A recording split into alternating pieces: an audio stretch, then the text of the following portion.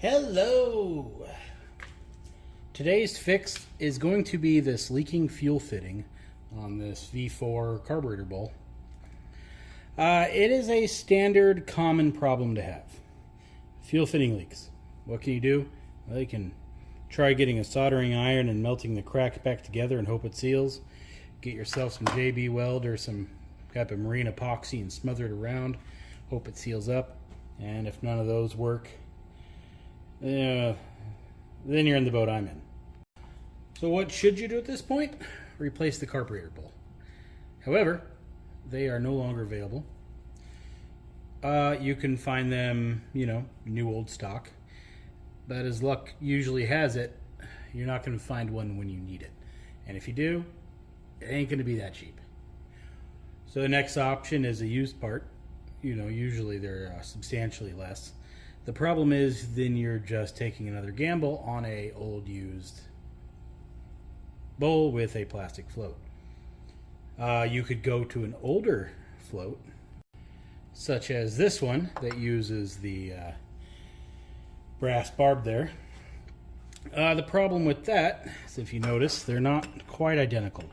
This one has its little jets and then its main jets, where this one just has its main jets. To get to the little jets, you get a little jet screwdriver go inside of there. For this one, they're right below that hole. And as luck will have it, they're going to be different jet sizes. So now you're buying a set of jets for the thing. So they're 20-ish each.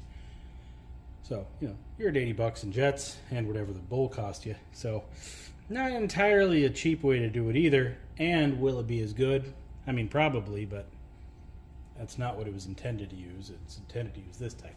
Again, it'll probably work. It's just notable. Now, if you have a plastic float bowl and it's warped, go ahead and get one of these. Hope for the best, because you don't want another plastic one in there. Unless you can find a new old one. Actually, I think they were... So I think with the plastic floats, they had a part number change, and when you order the newest part number, you wind up getting a metal float. So if they still make the metal float upgrade, buy one of those, don't get me wrong. Well, suppose I should tell you the first option that I want to do but can't. And that is hammer this fitting out. Get myself a brass fitting such as this and install it into here.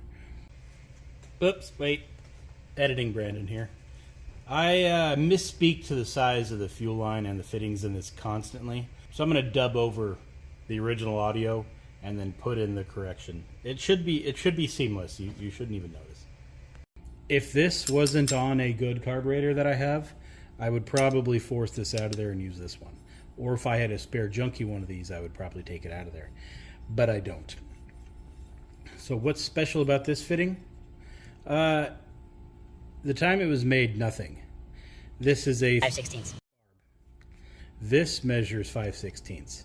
So what this is just a 90-degree barb, and inside of here, the barb is cut off, or probably not manufactured with it on there, and a slight chamfered edge. So then that gets pressed into the float bowl, and you have a nice, good seal. However, you're talking 1980s style barb fitting there, 90-degree barb. You're not going to find them with a single barb on the end anymore. You're going to find a little serrated or multiple barbs. Maybe that's why these went to plastic, because they couldn't get those barbs anymore. Don't know. So unless you can find yourself an antiquated hose bar manufacturer, good luck finding one of these.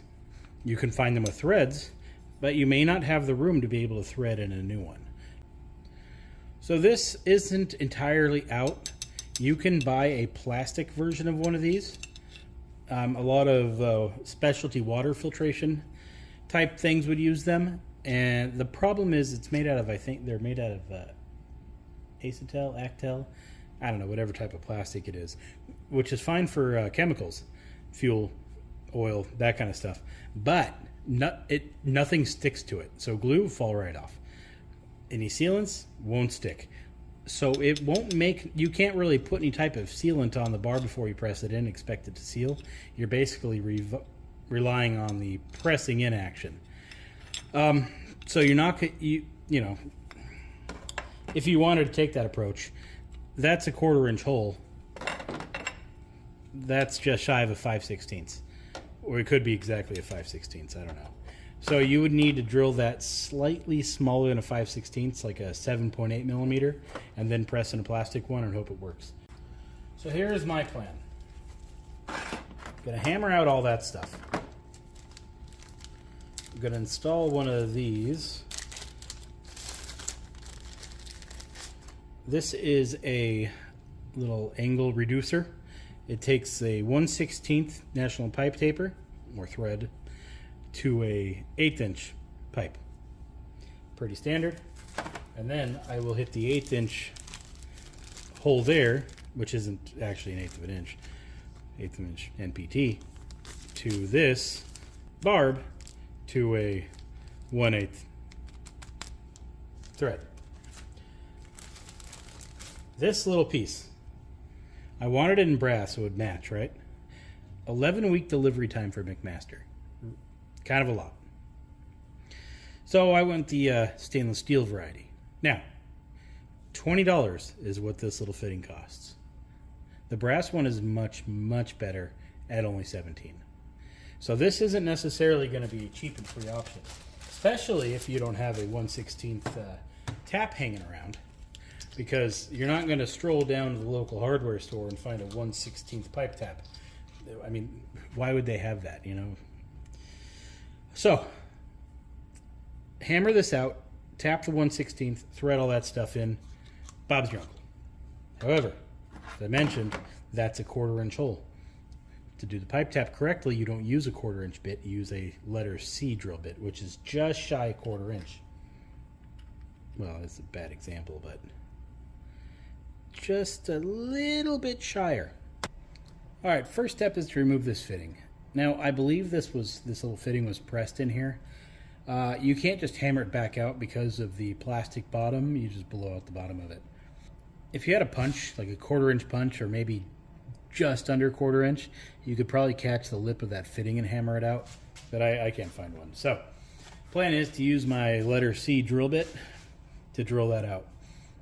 Now, it's a thin wall, and it's obviously hollow, so it's a little janky. The drill bit's basically just kind of becoming a chisel and knocking that thing out. It's kind of a mess. You'll see, I think, or it'll go right through. I don't know. Yeah, see, the chips are just flying everywhere.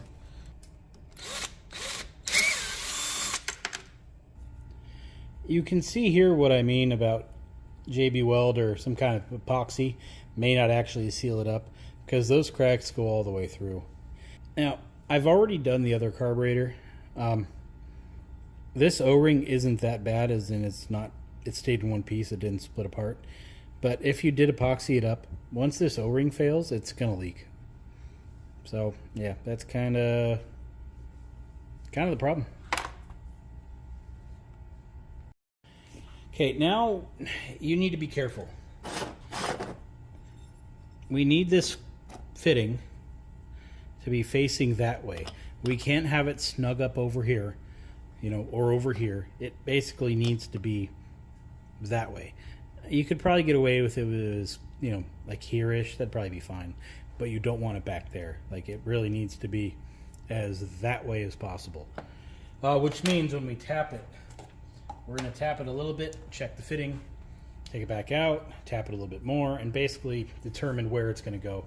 The only way I found to do it that'll work, because if you just willy-nilly tap that, I mean, it's probably going to wind up, you know, over here when it's snug or something. So that's kind of a warning, I suppose I should say. And we only got one shot at this too. Luckily, bright side, since we have a slightly oversized hole, the tap finds its way into its home real easy. So like, it's already cutting. So, we got a couple of threads there. Let's see how it looks. Yeah, two nice good threads.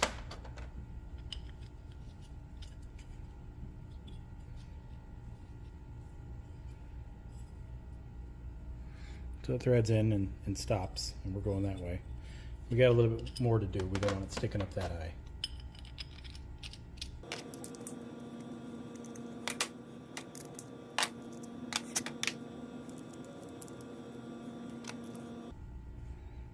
So we're getting snug, but we're 180 out.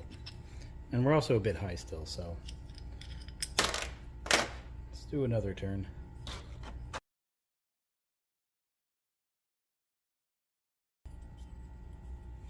So it's snugging, it snugs up right there, which means I should, yeah, that's pretty good, but it's tight there, so we're, I may have went too far. But not a problem, that's why we're only doing a little bit at a time.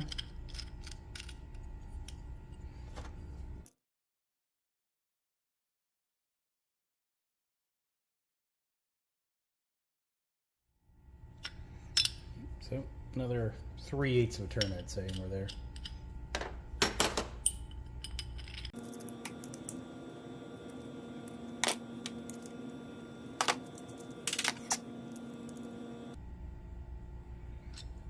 And a little more right there. That should be good. Look at that.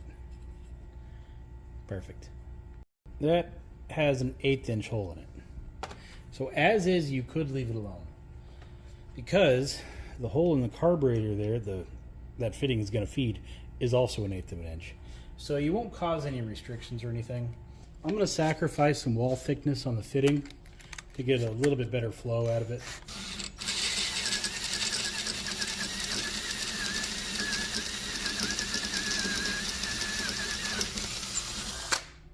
So now we have a 9/64 hole instead of the 1/8 inch hole it came with, which again is just slightly larger than the carburetor feed hole is anyway, but we can guarantee ourselves we're not going to have kind of a flow restriction now.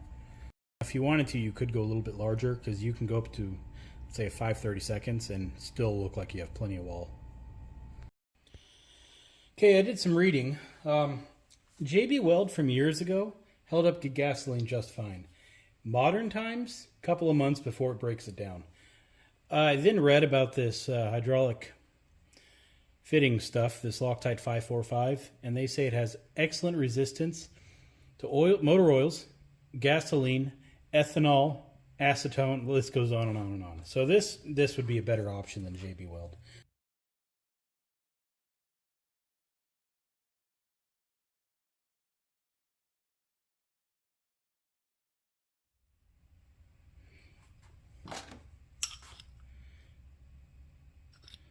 Right there. Now you want to make sure you don't get any metal shavings in your fuel there, so make sure it's nice and clean. All right, next step is screwing in our hose barb. It's the easiest part about this, but the hard part is finding where I put my Loctite. All right, so same thing here. Gonna skip the first thread just to make sure I don't put anything inside of the fitting, which will then dry and or possibly fall off into the fuel system. Because it kind of, when it's dry, it kind of clumps up. See, like there's a little ball of it on the end of my tube here. So you don't want any inside of the fuel, just on the outside. So that's why you skip the last couple threads.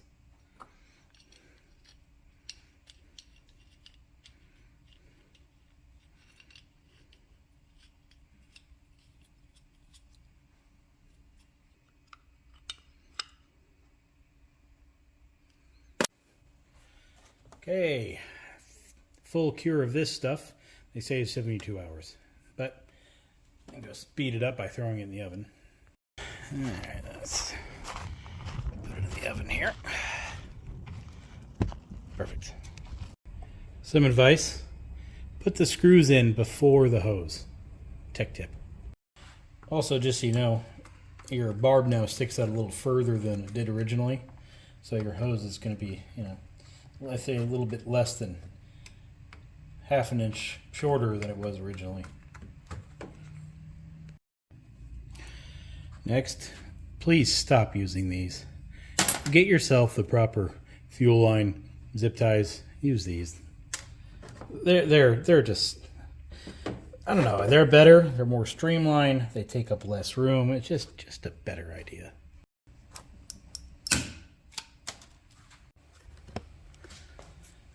Also, if it was only leaking out of one carburetor, do yourself a favor and buy enough parts to do both carburetors. The last thing you want to have to do is fix the top and then have to come back and do the bottom.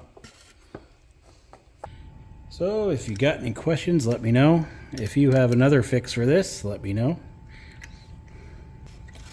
Now, if you know where I can get those fittings, I would love to know. It's a 16th inch male to 1/8 female elbow reducer. See, I'd imagine the sales volume of those things is not very big. So when and if McMaster decides to stop carrying them, the fix for this is gone. I don't know where else to get them. So I'd love to be able to find a secondary source. Also, if I can find them in bulk, that would be ideal too. That way I could just have a little stockpile of them. So if you're an eBay seller, maybe that can be your next big product idea.